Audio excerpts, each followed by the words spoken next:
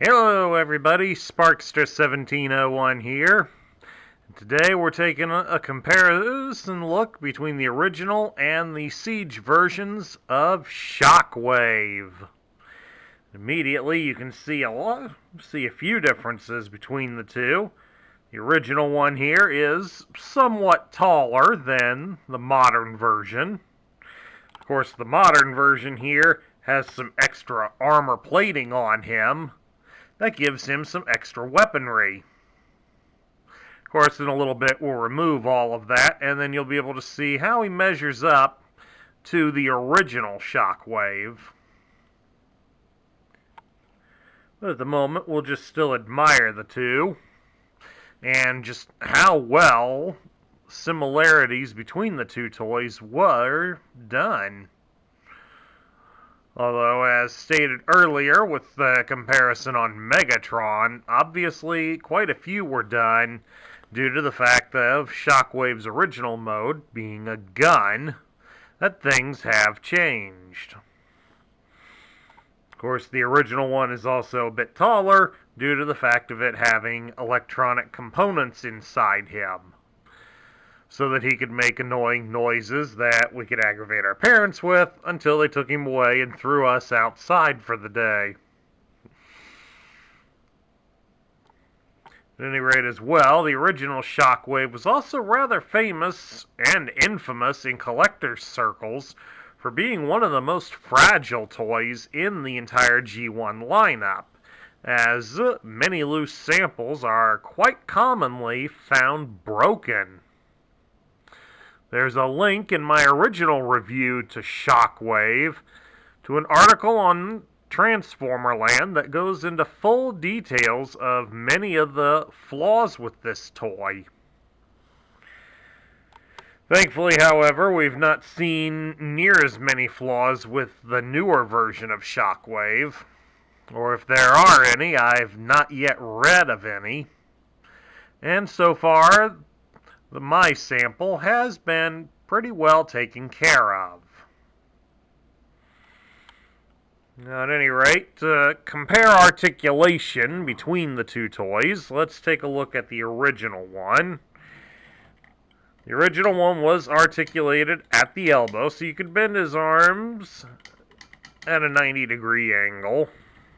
His shoulders could not be rotated, but the arm could be raised up like that. He did have some articulation at the hip. It did allow him to move his leg out about so far, and he could bend at the knee reasonably close to 90 degrees. So he had a fair amount compared to many of the other Transformer toys that were on the market at the same time.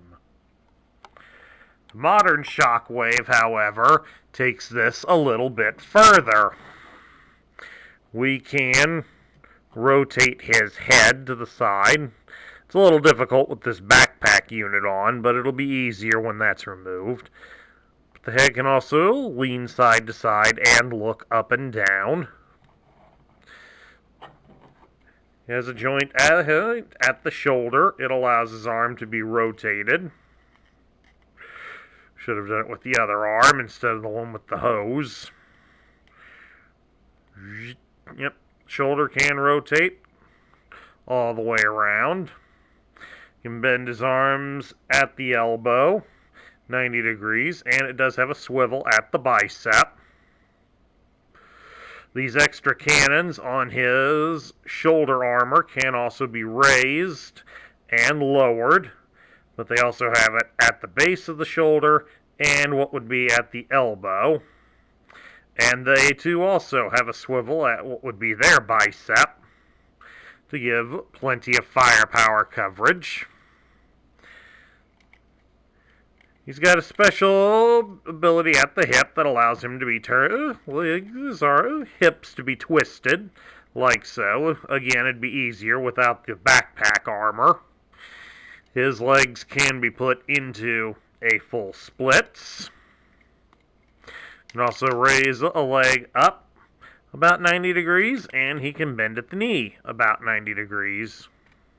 And of course there is the ability to twist it at the thigh. So, quite a significant improvement on the articulation. Now, let's take some of this armor off of this new Shockwave and see how much he resembles the original. Of course, now, without the armor, Shockwave is reasonably about 2/3 of the size of the original Shockwave. And of course, they've taken away a lot of the clear plastic used for his fist and his gun, due to the fact that there's no need for it to light up, since the new one is not battery powered.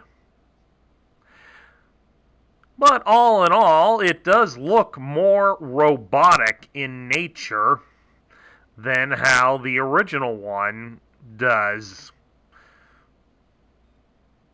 Since the original, especially in the legs, he looks a little thin in his lower legs compared to how the modern one looks. So the modern one does look a little more realistic than how the original one does. Of course, the shade of purple used between the two, I don't know how well that's coming off on the camera, but the color differences are minor at best. But the newer one is a little bit darker. It's a little bit of a shame that they took the Decepticon symbol off the chest like it is on the original, but as you can see, they did move it to the arms. It's okay, I guess. We'll turn him here to the side, turn them here to face the side, and you can see that he does retain some of the same appearance-wise as the original. I mean, we still have the backpack unit, and we got the gray here on the legs, a nice throwback to the original. Go around here to the other side, and you can see we still have the hose connecting the back to the arm.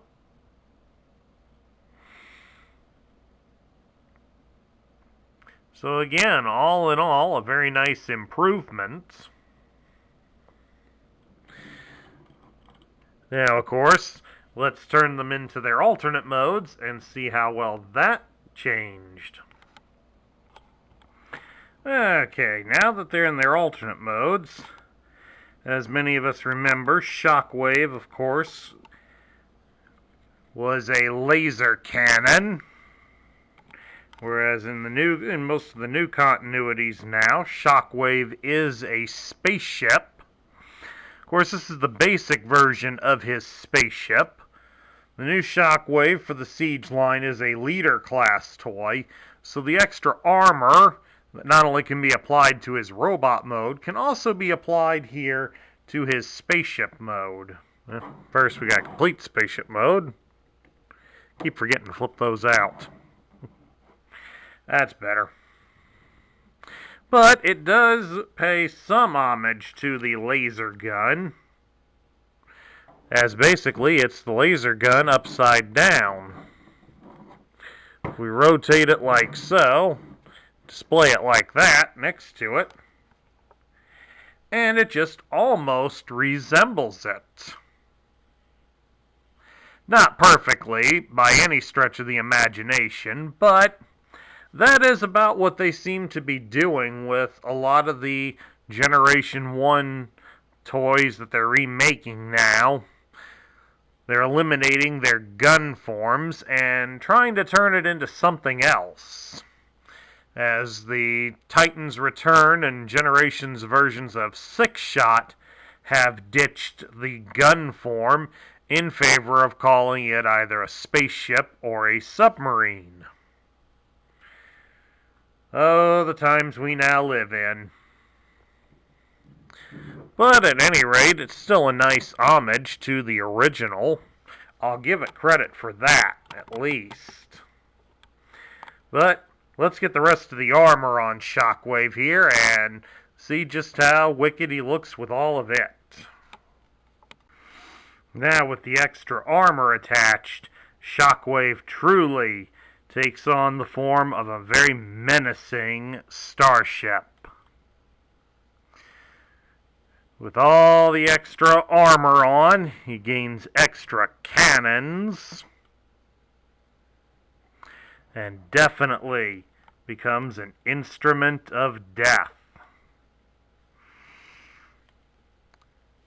I definitely feel that this ship was probably far more intimidating than the Negvar class seen in Star Trek, or even many of the Star Destroyers featured in Star Wars. So this would definitely not be something you want to see barreling down upon your ship.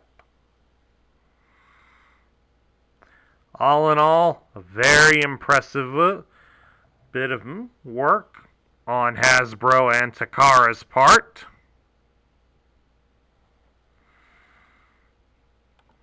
Definitely love how this new version of Shockwave has turned out. I also love how it pays homage to the original, and yet takes him in another direction.